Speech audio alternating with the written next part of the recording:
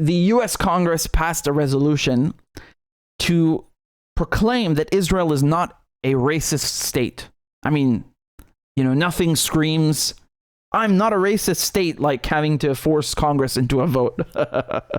So this passed 412 in favor to 9. Okay, so 412 U.S.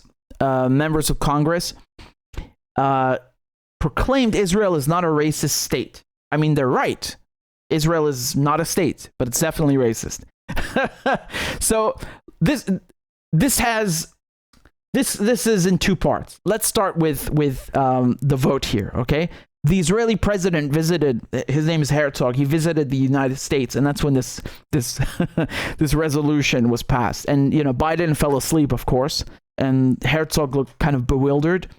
Rashida Tlaib, she's the only Palestinian in Congress. She gave a very good speech, but there's more to this. Let's just watch the speech first. The United Nations, Human Rights Watch, Amnesty International, Israel's own largest human rights organization, B'Tselem, all agree that Israel is an apartheid state.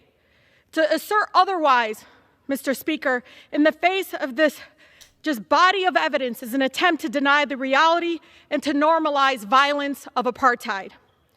This week, we're going to hear consistently that people touting about this is bipartisan support here.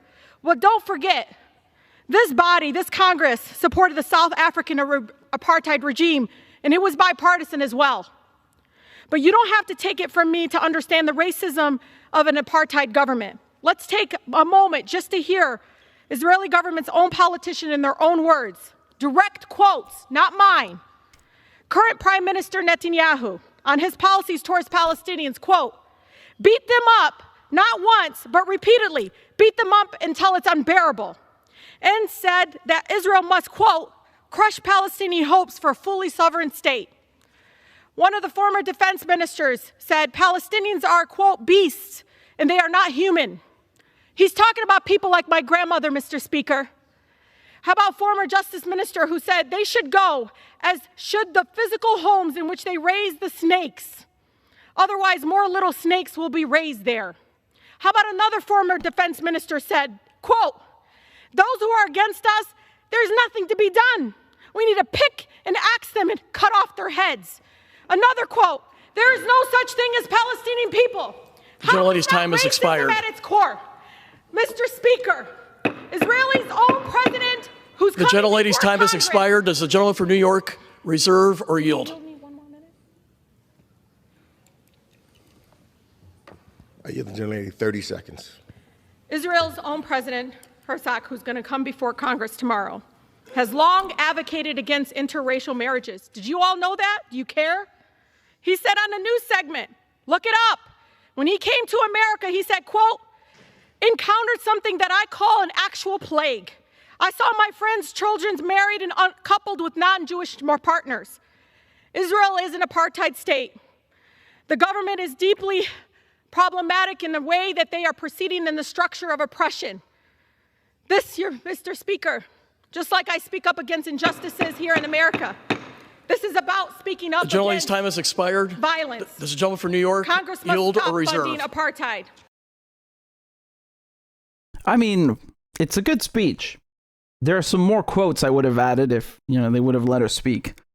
One Israeli said that you should shoot Palestinians in the knees, right? Break their kneecaps. The list is quite extensive, but you see, this is the problem with when we're talking about Western quote unquote democracy. It's not really democracy. They'll let her talk, for a few minutes, but that's the end of it. That's as far as it goes. You can blab, you can oppose, or you can voice your opposition and vocally take issue with the government or with Israel, but that's it. You're not actually going to get anything else done. So here, Nikki Haley, she used to be Trump's ambassador to the United Nations. Christ, can you imagine sending her to the UN to represent you? Oh, Lord. She said, she's referring to the vote, right? Because 9 people voted, as I showed you here, to say that actually Israel is a racist state. And so Nikki Haley says, we're taking names. And she mentions AOC. She mentions Rashida Tlaib, whose speech I just played. She mentions Jamal Bowman, Summer Lee, Ilhan Omar, Corey Bush, Andrew Carson, Delia Ramirez, Ayanna Pressley. And she says, these 9 members of Congress believe Israel is racist. We will remember this vote. Okay. I remember she said the same thing in 2017. Like, we're taking names. It's like some like Gestapo trench coat. We are taking names, yeah? All of you who are voting against us, yeah? What is your name? Müller? Yeah, okay. What a fucking creep. And then here, look, she says that, Nikki Haley said that Israel is discriminated against in the UN. The United Nations has a historic bias against the Jewish state. Oh yeah, totally. That's why Israel is a full member of the United Nations, and draws its legitimacy as a state from that. And that's why the Palestinians don't have a state and are not a full member. And that's why all the UN Security Council resolutions telling Israel to fuck off from Jerusalem and the Syrian Golan Heights are never implemented. Oh yeah. So fucking biased against Israel. They just, Israel can do no wrong. And then they say here in 2022, the UN General Assembly adopted 15 resolutions against Israel versus just 13 for the rest of the world combined.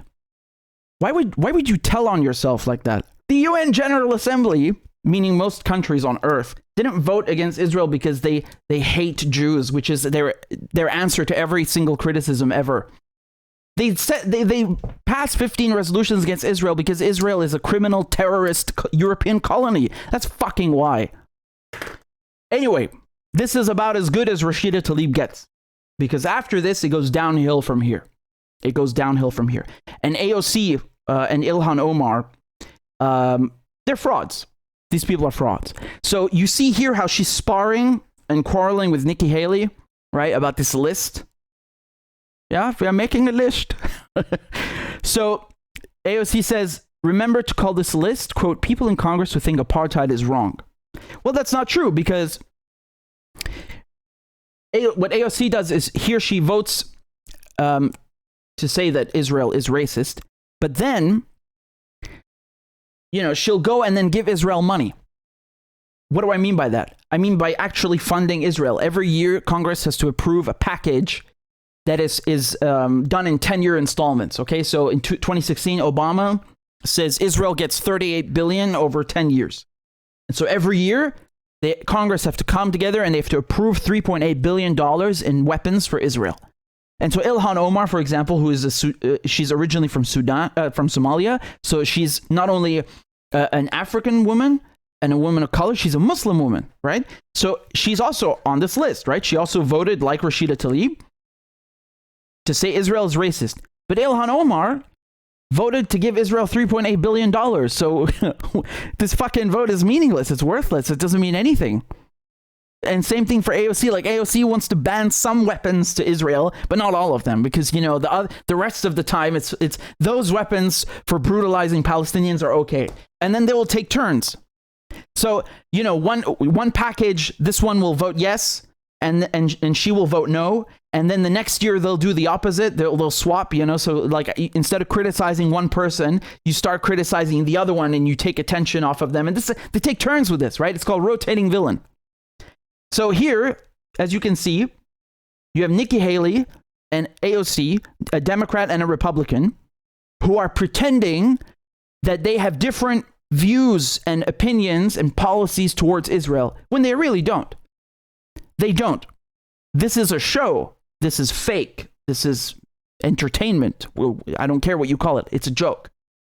This is not real. This is fake. And this is every day what you have in Washington about every single thing. Every day. It's a show.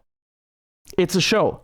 I am telling you as a fact, Ilhan Omar voted to give Israel $3.8 billion in weapons, not for like earthquake relief or something. Weapons. weapons. This is a Muslim woman, a Somali American Muslim woman. How do you give Israel 3.8 billion? And then you say Israel's racist. Why the fuck did you give them 4 billion? This is what we're dealing with. You cannot trust these people. They are clowns. They're, charlatans. They are all working together. There's no difference. This is why you have, like all these people like, Dick Cheney and David Frum and basically the neoconservative cockroaches that I was talking about. Where do they find refuge now? They find refuge in the Democratic Party. Does that mean that the Republicans are saints who've cleansed their party of neoconservatives? No, absolutely not. They're the same cesspit they've always been. But now they become so much more divergent, right? Or rather, they've converged so much more, Democrats and Republicans, that there is no difference between them anymore. If you thought there was to be one to begin with, right? So if you had some, if you thought that there was a difference between them like 20, 30 years ago, which there wasn't anyway, you can't possibly look at how politics is in America now and tell me they're different. No, I'm sorry. Now it's so out in the open. They don't even bother hiding it. Like I told you, a progressive. So Ilhan Omar is not only a Democrat, which you would think, oh, she must be different from a Republican. She's not only that. She's supposed to be a leftist progressive, and she gives Israel money. So how is she different from George Bush? How is she different from Dick Cheney? How is she different from Nikki Haley? How is she different from any American politician from the last 70 years? She isn't. She isn't. That's the whole point. Most Democrats and Republicans voted to say Israel is not racist is already something. But it's, even the nine people who opposed that resolution are still frauds because they fund Israel. You can't reason with these people. They're DC career politicians. You can't reason with them. They don't have any empathy.